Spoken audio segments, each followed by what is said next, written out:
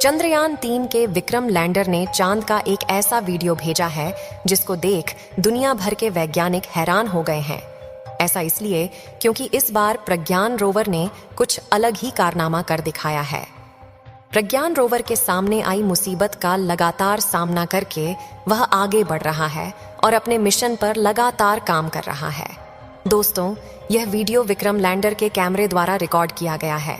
उस वीडियो को देख वैज्ञानिकों को खुद अपनी आंखों और अपने कारनामों पर विश्वास नहीं हो रहा है, क्योंकि इसरो वैज्ञानिकों ने पहले ऐसा बिल्कुल भी नहीं सोचा था कि हमारा प्रज्ञान रोवर ऐसे भी कारनामे कर सकता है, जिससे कि दुनिया भर के इतिहास में अपना नाम रच रहा है। आपके मन में भी सवाल आ रहा होगा कि विक्रम लैंडर ने चांद का ऐसा कौन सा वीडियो भेजा है जिसे देखकर दुनिया भर के वैज्ञानिक हैरान हो गए हैं। नासा, रूस और चीन ने तो ऐसा सोचा भी नहीं था कि भारत का चंद्रयान मिशन ऐसे कारनामे करने वाला है। प्रज्ञान रोवर इस समय कहां पर है और इस समय क्या कर रहा है?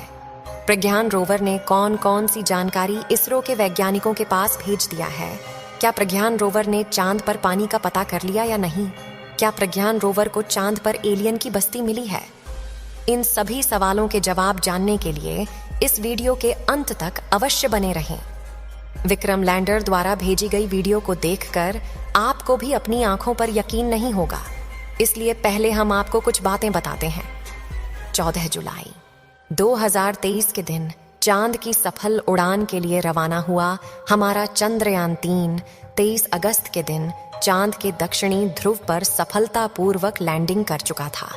लैंडिंग करने के बाद उन्होंने हमारे इसरो के वैज्ञानिकों को संदेश के माध्यम से बताया था कि वह सफलतापूर्वक चांद पर उतर चुका है, और उतरने के 4 घंटे बाद विक्रम लैंडर का गेट खुलता है और प्रज्ञान रोवर चांद की धरती पर अपनी चहलकदमी दिखाते हुए धीरे धीरे चांद पर उतरता है। और चंद्रयान 3 के रोवर की चहलकदमी को देख दुनिया इसकी दीवानी हो गई थी, क्योंकि दुनिया के इतिहास में ऐसा पहली बार हो रहा था कि चांद के दक्षिणी ध्रुव पर कोई रोवर उतर रहा हो। खुशी के इस पल को हमारे वैज्ञानिकों और दुनिया भर के लोगों ने जश्न मनाया था। और इस समय चंद्रयान 3 का रोवर चांद की धरती पर दूर दराज के इलाकों में घूम घूम कर चांद के खुलासे कर रहा है। आपको बता दें कि चंद्रयान 3 ने चांद की मिट्टी का रिसर्च करके पता लगाया है कि चांद की मिट्टी में कुछ तत्व मौजूद है, जिनमें ऑक्सीजन, क्रोमियम, मैग्नीज और टाइटेनियम जैसे अनेक तत्व शामिल हैं। लेकिन अभी तक चंद्रयान 3 के इस रोवर ने चांद पर हाइड्रोजन की खोज नहीं कर पाई है। अगर प्रज्ञान रोवर हाइड्रोजन की खोज कर लेता है तो चांद पर पानी का पाया जाना संभव है। लेकिन अगर चांद के दक्षिणी ध्रुव में पानी मौजूद भी होता है तो वह बर्फ के रूप में ही मिलेगा, क्योंकि वहां का तापमान काफी ज्यादा कम रहता है। अब आपके मन में भी सवाल आ रहा होगा कि चंद्रयान 3 ने कौन सी वीडियो को भेजा है जिसे देख दुनिया भर के वैज्ञानिक भी हैरान हो चुके हैं। इस समय जो आप सभी लोग अपने मोबाइल स्क्रीन पर वीडियो को देख रहे हैं, इस वीडियो को चंद्रयान 3 के विक्रम लैंडर ने अपने हाई रेजोल्यूशन कैमरा द्वारा रिकॉर्ड करके वैज्ञानिकों के पास भेजा है। इस वीडियो में आप सभी साफ साफ देख सकते हैं कि चंद्रयान 3 कैसे विक्रम लैंडर से कुछ दूरी पर खड़ा हुआ है और गोल गोल घूम रहा है। आपको जानकारी के लिए बता दें कि इस समय प्रज्ञान रोवर गोल गोल घूमकर अपने रास्ते की तलाश कर रहा है, यानी कि वह किस रूट पर जाएगा और आगे का मिशन उसका क्या है, उसके लिए प्रज्ञान रोवर रास्ते की तलाश कर रहा है। विक्रम लैंडर द्वारा भेजी गई इस वीडियो को देख दुनिया भर के लोग अचंभे में पड़े हुए हैं कि आखिर भारत के द्वारा भेजा गया यह रोवर इस तरह के कारनामे कैसे कर सकता है। आपको बता दें कि जिस काम को दुनिया भर की बड़ी बड़ी स्पेस एजेंसी नहीं कर पाई है, उसको हमारा यह रोवर चुटकियों में कर रहा है।